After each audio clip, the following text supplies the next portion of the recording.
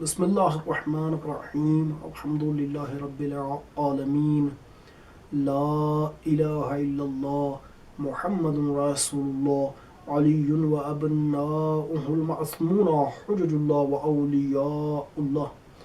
آج ہم آپ کو اپنے اس ویڈیو میں بیان کریں گے ہم امیر المؤمنین علی علیہ السلام کو رسول اسلام کا خلیفہ بلا فصل کیوں کہتے ہیں، وہ وجوہات، وہ وجہیں جن کی وجہ سے ہم امیر المؤمنین علی علیہ السلام کو رسول اسلام کا بلا فاصل خلیفہ کہتے ہیں، ان میں سے ایک وجہ کو ہم بیان کریں گے۔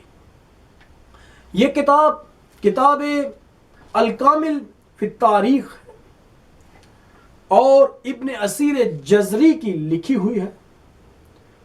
طبع بیروت اس کی جلد نمبر 2 اور صفحہ نمبر 36 پر دعوت ذوالعشیرہ کے بارے میں بیان کیا گیا ہے۔ ہم اس کی عربی عبارت کو پڑھ کر آپ کی خدمت میں پیش کریں گے، آپ کی خدمت میں پڑھیں گے، اور اس لیے کہ سامعین اور ناظرین جو ہیں ان کو یقین ہو جائے کہ یہ تاریخ میں واقعہ موجود ہے۔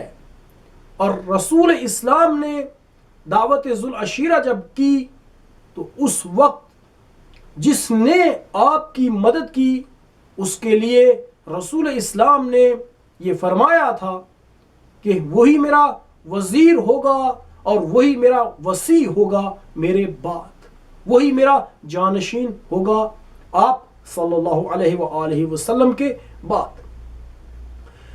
اس میں مؤرخ لکھتا ہے کہ حدیث یہ ہے کہ امیر المؤمنین علی علیہ السلام نے فرمایا لما نازلت وانذر عشیرتک الاقربین، جب یہ آیت عشیرتک الاقربین نازل ہوئی اس وقت نبی صلی اللہ علیہ وآلہ وسلم نے مجھے پکارا اور فرمایا یا علی ان اللہ امرنی ان انذر عشیرتی الاقربین فغضبت ذرعا، اے علی مجھے اللہ نے یہ حکم دیا ہے کہ میں اپنے قریبی رشتہ داروں کو ڈراؤں اور اس سے میرا سینہ تنگ پڑ چکا ہے۔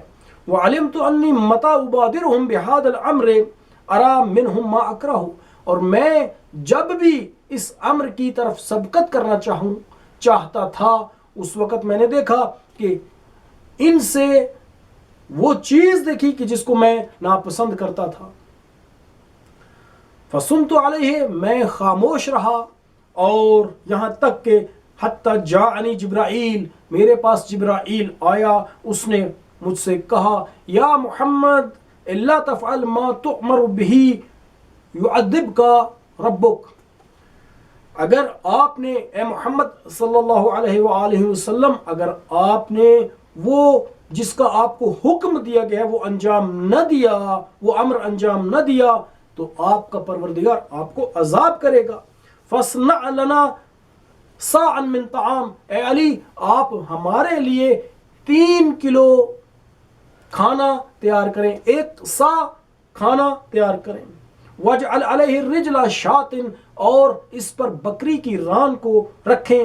وَامْلَأْ لَنَا أُسًّا مِّن لَبَنٍ، اور ہمارے لیے ایک پیالہ دودھ کا پیالہ پر کریں۔ وَاجْمَعْ لِي بنی عبد المطلب، اور بنی عبد المطلب کو، اولاد عبد المطلب کو میرے لیے جمع کریں تاکہ حتی اکلمہم و ابلغہم ما امرت بہ، تاکہ میں انہیں وہ حکم جو مجھے پہنچا ہے اور مجھے حکم ہوا ہے میں ان تک پہنچا دوں۔ امیر المؤمنین علی علیہ السلام فرماتے ہیں کہ میں نے ایسے ہی کیا، یعنی جس کا رسول اسلام نے مجھے حکم کیا تھا میں نے انجام دیا، اور میں نے بنی عبد المطلب کو دعوت کی۔ وہ اس دن 40 آدمی تھے، ایک کم یا ایک زیادہ۔ ان میں رسول اسلام صلی اللہ علیہ وآلہ وسلم کے چچا ابو طالب، حمزہ، عباس اور ابو لہب بھی تھے۔ جب یہ لوگ اکٹھے ہو گئے تو آپ صلی اللہ علیہ وآلہ وسلم نے دعانی بالطعام، مجھے فرمایا وہ کھانا لے آؤ جس کو میں نے تیار کیا تھا.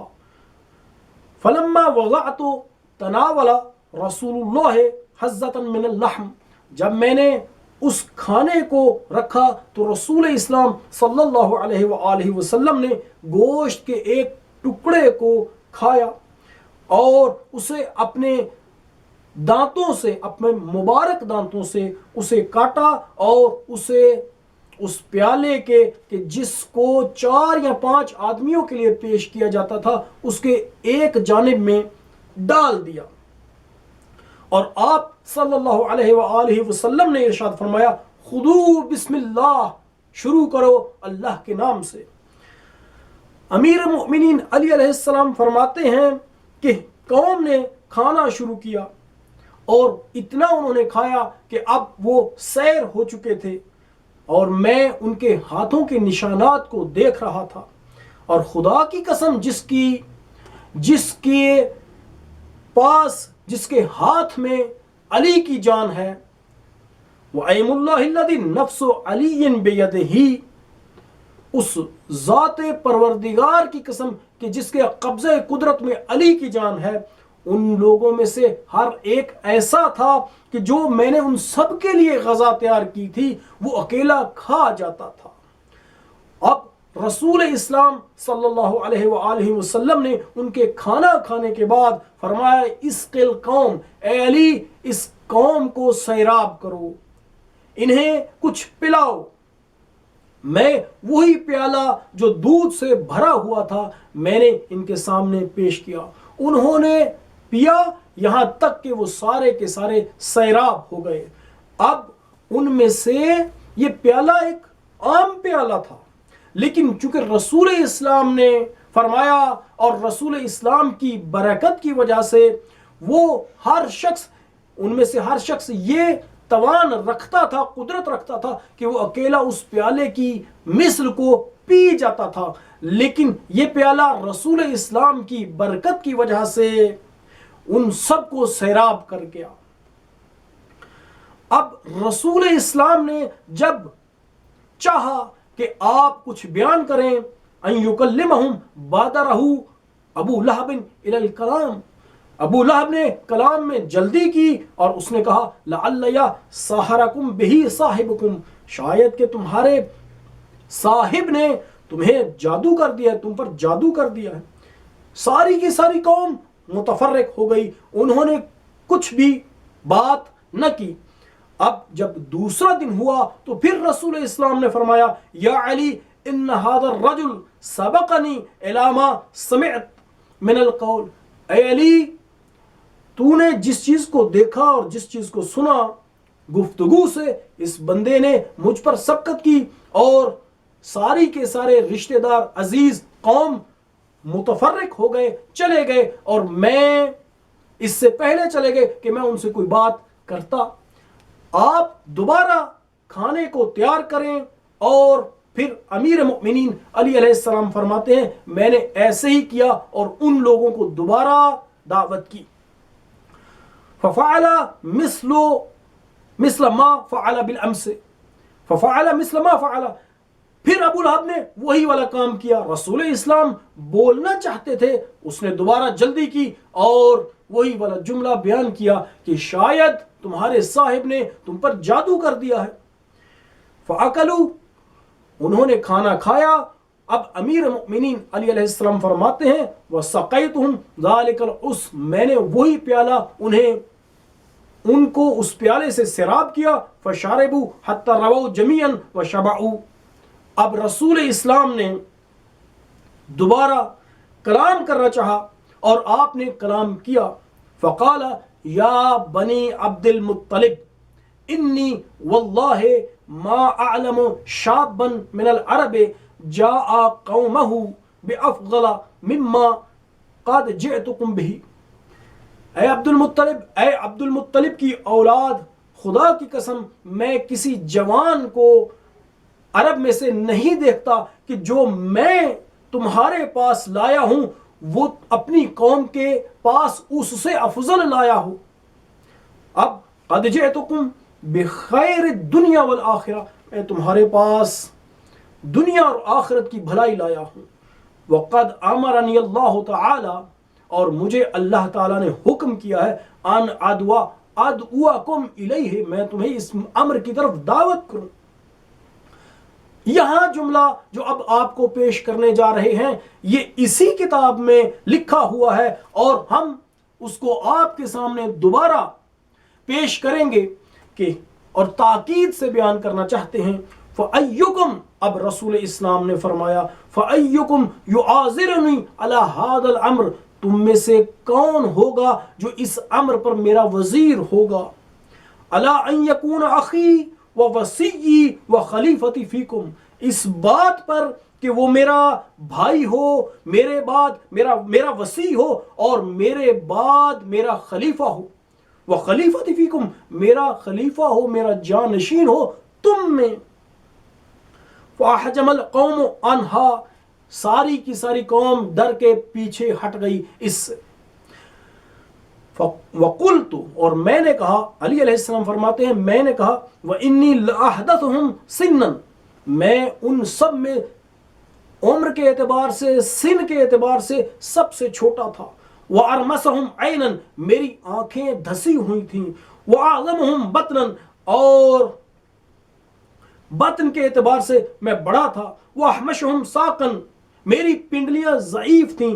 انا، تم امیر مؤمنین علی علیہ السلام فرماتے ہیں میں نے کہا، انا یا نبی اللہ، اے نبی خدا میں ہوں، اکون وزیرک علیہ، میں آپ کا اس امر پر وزیر ہوں گا، میں آپ کی مدد کروں گا.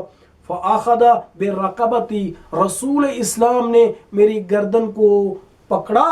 ثم قال، اور پھر فرمایا، ان هذا اخی ووصی وخلیفتی فیکم، یہ یعنی علی میرا بھائی ہے اور میرا وصی ہے اور میرا خلیفہ ہے تم میں.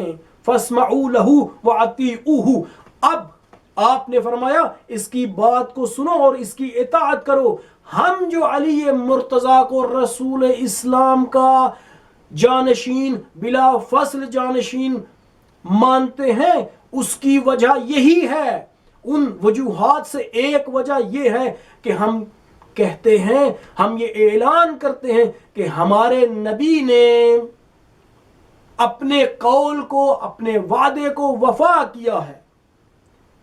وہ وعدہ جو رسول اسلام نے دعوت ذوالعشیرہ میں اس بات پر دیا تھا، جو بھی ان کی مدد کرے گا رسالت کے امر میں وہ ان کا خلیفہ ہوگا. ہم علی مرتضیٰ کو اس لیے رسول اسلام کا بلا فصل خلیفہ مانتے ہیں کہ آپ رسول اسلام نے جو قول دیا تھا اسے سچ کر دکھایا، اور علی مرتضیٰ وہی ہیں جنہوں نے ہر مقام پر رسول اسلام کی مدد کی ہے رسالت کے امر میں، اور رسول اسلام نے بھی اپنے وعدے کو پورا کیا ہے. اور یہی وجہ ہے کہ ہم علی مرتضیٰ کو رسول اسلام کا بلا فصل خلیفہ مانتے ہیں. وصلی اللہ علی سیدنا محمد و آلہ الطیبین الطاہرین.